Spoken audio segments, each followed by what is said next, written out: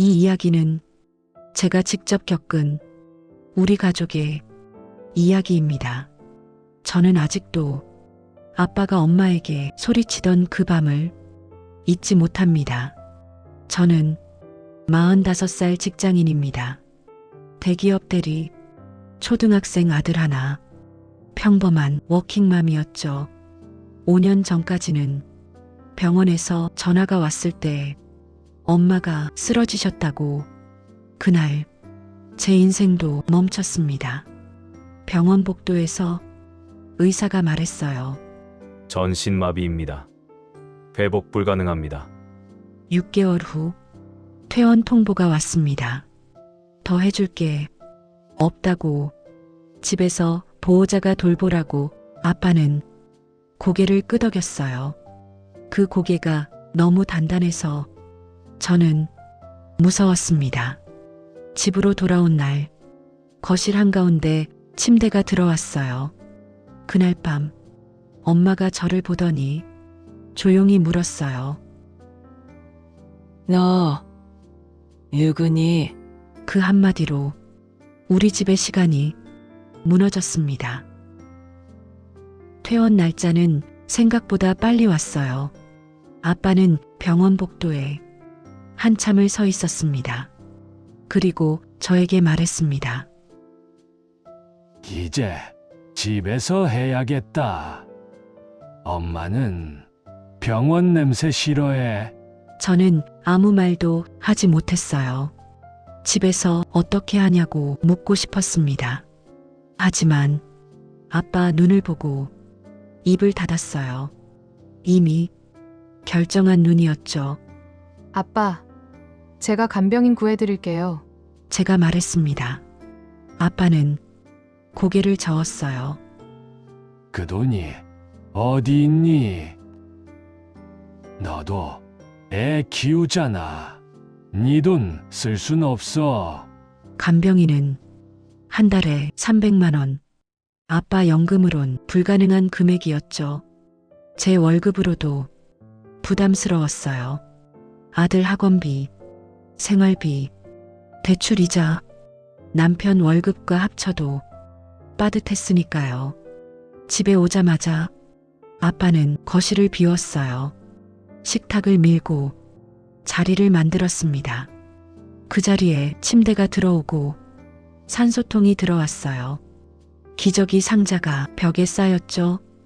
휠체어, 욕창 방지 쿠션, 의료용 장갑, 소독약, 집이 병실로 변했습니다. 엄마가 도착하자 아빠는 손을 잡고 말했어요. 여기가 집이야. 내가 옆에 있을게. 그 말이 고마우면서도 너무 무거웠습니다. 하지만 그때는 몰랐어요. 그게 얼마나 힘든 약속인지를. 처음 한 달은 저도 자주 갔어요. 월수금 퇴근하고 달려갔습니다. 엄마 손을 주물러주고 시트를 갈고 밥을 챙겼죠. 오빠도 자주 왔어요. 화목토 번갈아 가며 아빠를 도왔습니다. 그때는 할 수 있을 줄 알았습니다. 하지만 집 간병은 쉬운 게 아니었어요. 체력이었죠. 시간이었습니다. 어느 날 저는 기저귀를 갈았어요. 엄마가 몸을 비틀었습니다. 냄새가 퍼지고 손에 묻었죠. 지독한 냄새였어요. 숨이 막혔습니다. 휴지로 닦고 물티슈로 닦고 또 닦았어요. 손을 씻어도 냄새가 남았습니다. 그날 밤 집에 돌아와서 손을 한참 씻었어요. 비누를 3번 쓰고도 냄새가 남는 것 같았습니다. 아무리 엄마여도 솔직히 힘들었어요. 그런데 아빠는 이걸 매일 하고 계셨습니다. 아빠는 하루 종일 엄마만 돌보셨어요. 새벽 5시에 일어나 기저귀를 갈고 2시간마다 자세를 바꾸고 낮에도 엄마였고 밤도 엄마였어요. 아빠는 새벽까지도 잠을 못 자고 계속 반복했습니다. 2개월이 지났어요. 아빠의 모습이 확 변했습니다. 얼굴은 푸석푸석해지고 눈엔 생기가 없었어요. 어느 날 아빠 바지가 헐렁해 보였습니다. 체중계를 보니 75kg에서 65kg로 10kg가 빠져 있었어요. 건장했던 아빠가 조그맣게 느껴졌습니다. 아빠, 식사하세요. 제가 말했습니다. 괜찮아. 입맛이 없어서. 아빠는 그렇게 말했지만 손이 떨리고 있었어요. 그때 알았습니다. 아빠가 무너지고 있다는 걸. 어느 날 아빠가 소리를 질렀습니다. 왜 또 이래? 가만히 좀 있어봐. 엄마는 계속 신음을 했어요. 으, 아빠 목소리가 거칠어졌습니다. 왜 또 이러는 거야? 제발 좀 조용히 해. 저는 순간 아빠가 미웠어요. 엄마가 제일 힘들 텐데 왜 화를 내지? 몇 분 뒤 아빠는 후회했어요.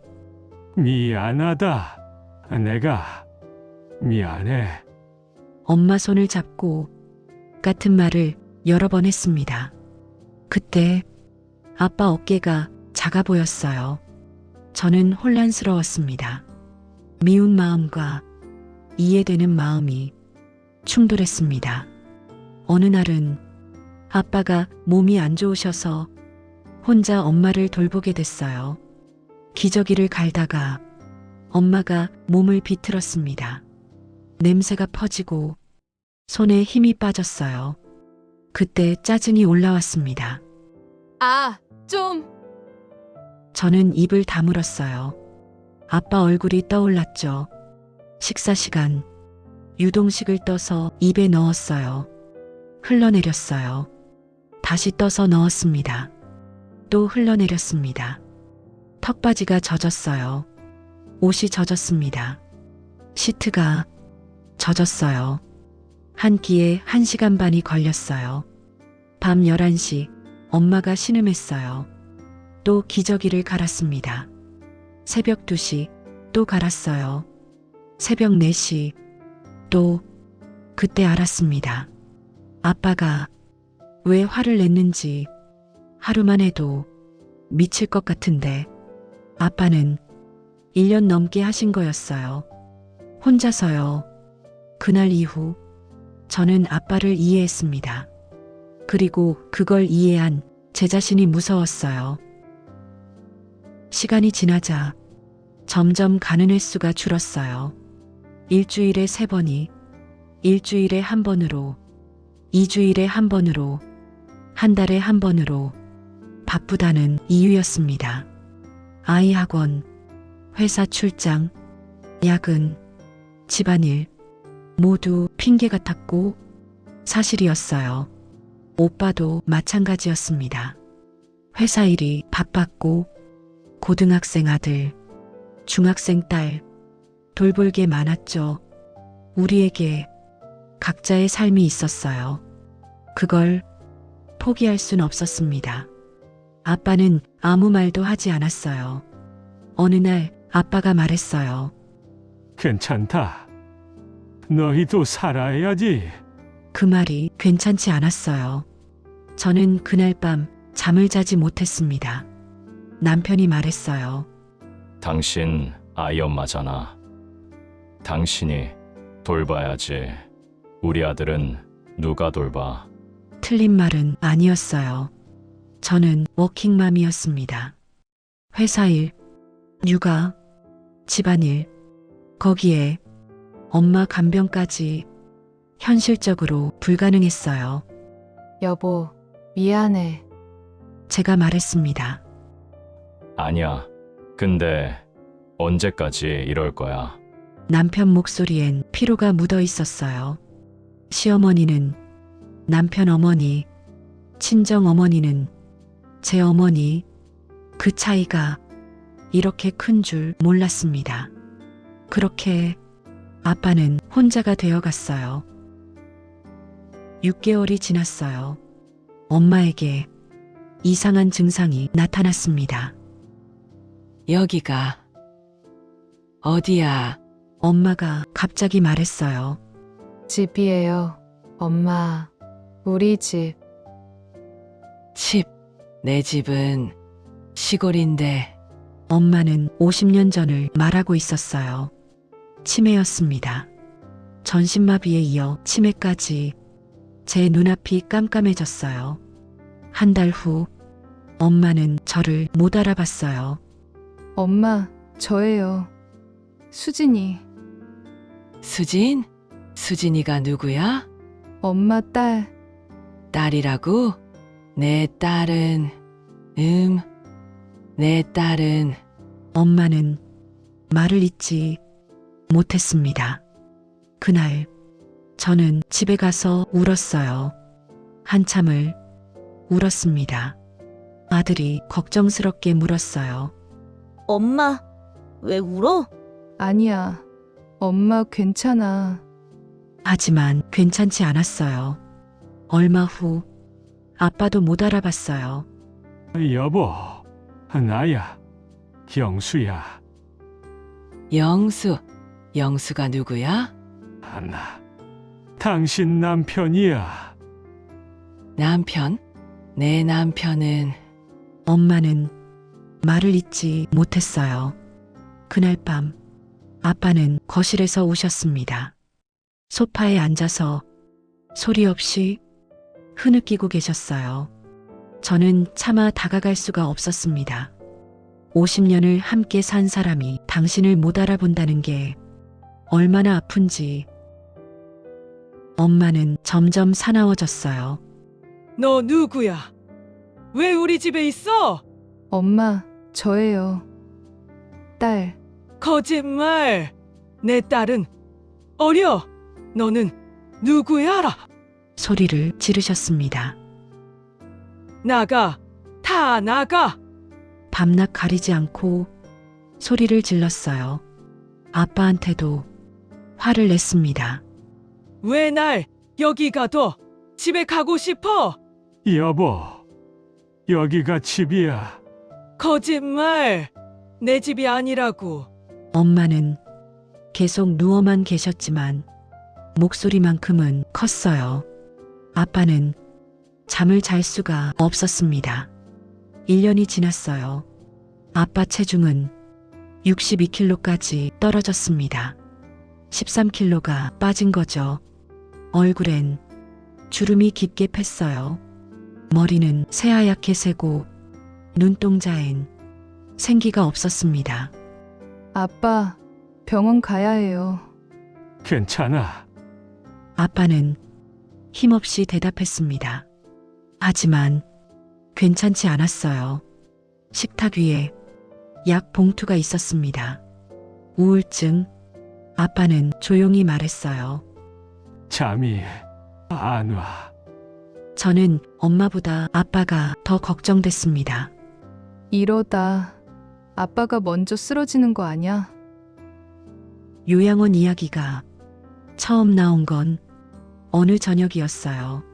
아빠는 고개를 저었습니다. 아직 아니다. 거기 보내면 금방 죽을 것 같아. 집에 있으면 그래도 숨은 붙어 있잖아. 그 말에 저는 아무 대답도 못했습니다. 며칠 후 거실을 지나가는데 식탁 위에 요양원 팜플릿이 있었어요. 아빠가 펼쳐놓은 거였죠. 점심때 다시 가보니 팸플릿이 찢어져 있었습니다. 두 쪽, 세 쪽, 쓰레기통에 던져져 있었어요. 저녁 때 다시 가보니 그 팜플릿이 식탁 위에 다시 있었습니다. 테이프로 붙여져 있었어요. 구겨진 채로, 펼쳐진 채로. 그걸 보고 저는 울었습니다. 아빠의 두 마음이 보였어요. 보내고 싶은 마음, 보낼 수 없는 마음. 그 사이에서 아빠는 마음이 찢어지고 있었습니다. 저도 마찬가지였어요. 모셔야 한다는 마음, 불가능하다는 마음, 두 마음이 저를 갈라놓고 있었죠. 팜플릿을 모았습니다. 7곳, 10곳, 15곳. 첫 번째 요양원, 한 달에 100만 원입니다. 상담실로 안내받았어요. 복도를 지나갔습니다. 복도 끝에서 냄새가 났어요. 소독약, 그리고 다른 냄새, 방을 보여줬습니다. 4인실이에요. 창문은 작았습니다. 침대 4개, 사이 간격은 좁았어요. 간병인은 몇 명인가요? 10명당 1명입니다. 돌아 나왔어요. 두 번째 요양원, 한 달에 180만 원입니다. 시설이 좀 나았어요. 2인실, 창문도 컸습니다. 하지만 복도에서 누군가 소리쳤어요. 집에 가고 싶어. 나 좀 데려가. 직원이 달려갔습니다. 괜찮아요. 자주 그러세요. 그렇게 말했어요. 돌아 나왔습니다. 세 번째 요양원, 한 달에 250만 원입니다. 1인실, 화장실도 있었어요. 간병인은 4명당 1명, 24시간 교대 근무, 식사는 개인 맞춤. 여기가 제일 나았어요. 하지만 가격표를 보니 입소비 500만 원, 월 비용 250만 원, 1년이면 3천만 원. 차 안에서 아빠가 말했습니다. 1인실은 무리야. 2인실도 버거워. 결국 4인실인가? 아빠는 창밖만 보고 계셨어요. 전 아무 말도 할 수 없었어요.